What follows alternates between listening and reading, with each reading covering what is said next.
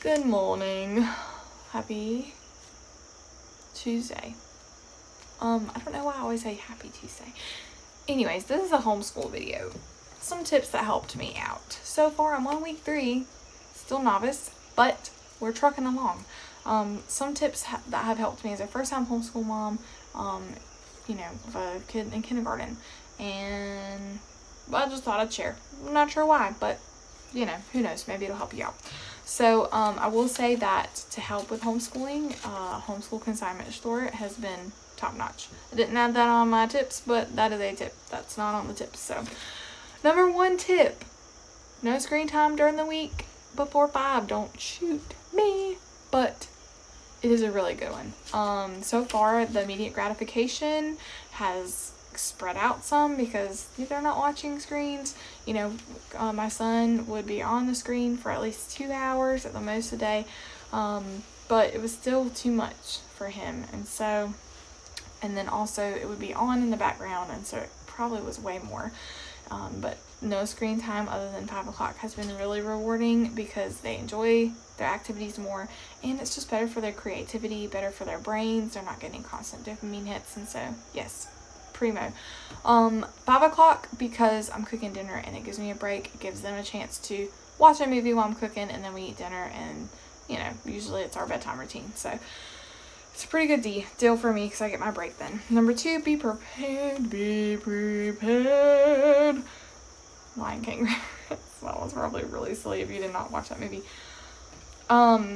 Review and be familiar. So I'm not a huge prepper. I do like to be prepared, but I'm not a huge prepper. I don't love it. So I had to break it up into increments of time, to make sure I had all my supplies and everything like that. So I would just say that has been very beneficial to be prepared, to have your supplies, because week 1 and 2, I was prepared through all details. Week 3, there's some things that I didn't have prepared, and so I had to create off the cuff, and we went off the cuff a little, and it was okay. It wasn't my favorite, but we made it through. Number 3 is use visuals. So some moms will tell you don't need this. I personally have found it to be very rewarding to have visuals. Like, for example, we have number posters on the wall. We have a number poster on the wall. We have whatever lesson we're going through. We push pin things to the wall to view it, to see it. It's a good reference for Cam. So, like, if he's counting numbers, like right now we've been working on counting and adding like 1 here and there. And if it's like, say it's number 3, and he's like, I forgot what a 3 looks like, and then he looks at the poster and sees, oh, there's number 3, and then he can trace it and write it down.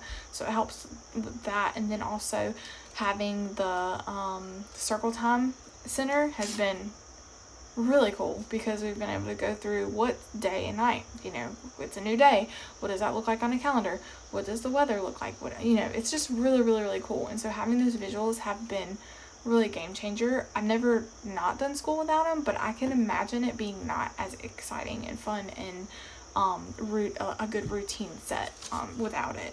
So, and that kind of goes into my number 4 tip, which is a daily routine. And so we start off with that circle time area center, and then we go through that, and it gets us on track for our next thing, which is, and then we have in our curriculum, we have it set up what's kind of like a routine of what you do, and then we supplement here and there. And so our supplements is number 5, have supplemental learning tools. And so the curriculum is set up for kind of basics. It has everything you need, most everything you need, but I've noticed there's been times where I'm like, okay, I feel like my son could use more. I feel like my son needs to be challenged more. And so it was nice that we had extra workbook sheets or extra different flashcards. So for example, the flashcards that came with our curriculum have a picture and a letter on the same card, but we needed a card with just the letter so he could start recognizing the letter versus A for apple, or apple, and so he was able to pay more attention to the letter versus the picture in the letter. And so it was nice that we had that stuff already available so we could adjust as we needed. Number 6, I would say outside daily is huge. You just gotta go outside with them because being stuck in the house is awful. And then a lot of lessons can go with outdoor stuff, and it's good to get them out in nature and to They need exercise. They need to be outside. Just the physics of kids that get stuck inside with so much is just, it's just saddening. So outside daily. Plus for us as moms, we need the sunshine. We need to be outside. Helps us get out of the house so they can wreck somewhere else and not wreck the house so much for cleaning, that nighttime reset, you know. And then number 7 is a good morning. What is that? Oh, Epi. Number 7 is a good morning breakfast. So now listen, I have a picky eater. I get it. I have a son that is a little neurodivergent.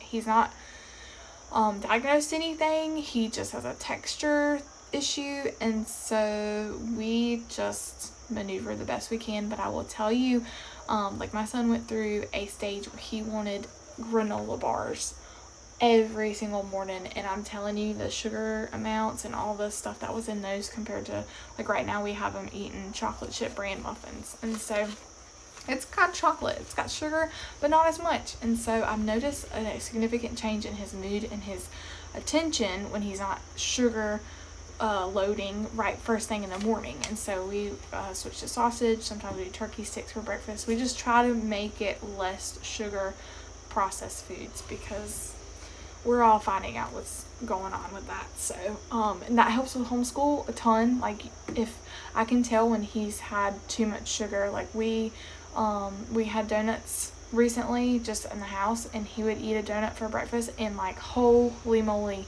he had to jump on the trampoline. It was not a good day for us, not a good homeschool day. He had to jump on the trampoline to get all that energy out first before we could even get going. It was a late homeschool day. And so good morning breakfast is such a good tool for homeschool. I know that sounds super obvious, but I mean, it really does help. Use videos as supplement. So I know it's a no screen time thing, but because it's no screen time, the videos have been a great supplemental tool, because they haven't been on screens. And so if you you have a video that helps, like for example, we're doing the sun on this current series, where we're talking about the sun, we're talking about the letter S, the shaped circle, all the things. And so we were just looking for something science-based, something a little bit more supplemental for him to learn more about the sun. And we looked up a sundial and how the shadows tell the time and stuff like that. And so we looked up more supplemental videos to kind of nail in those concepts of what the sun is, what it does, how it helps us. And then also, I'm a Christian mom, so we paired it with how Jesus is the light of the world, and so we paired that video in there too. It's supplemental, and it's good because they're not doing screen times throughout the week, and so they actually pay attention to it. So yeah, field trips are a yes. That's my number 9 tip. Because you just gotta go places, We went to the zoo recently after our first 2 week where we did creation, and we talked about animals and people, and so we went to the zoo. We have an apple series coming up, A for apple, that kind of thing, and we're going into apple orchard, so that's gonna be our next field trip. So that's pretty exciting to plan, and it gets us out and doing things, and they learn, and it's fun, and it's a really good family bonding. 10 is stay positive on hard days. Yes, there are gonna be hard days, and that goes with 11, being flexible, changing, maneuvering if you need to, because there's gonna be days where we're gonna be missing stuff, or we might not even do homeschool at all. And if you are able to change and maneuver during change, then so are our kids. They'll see how we manage it gracefully, and it will work for them. So I hope these tips helped you, and thanks for watching. And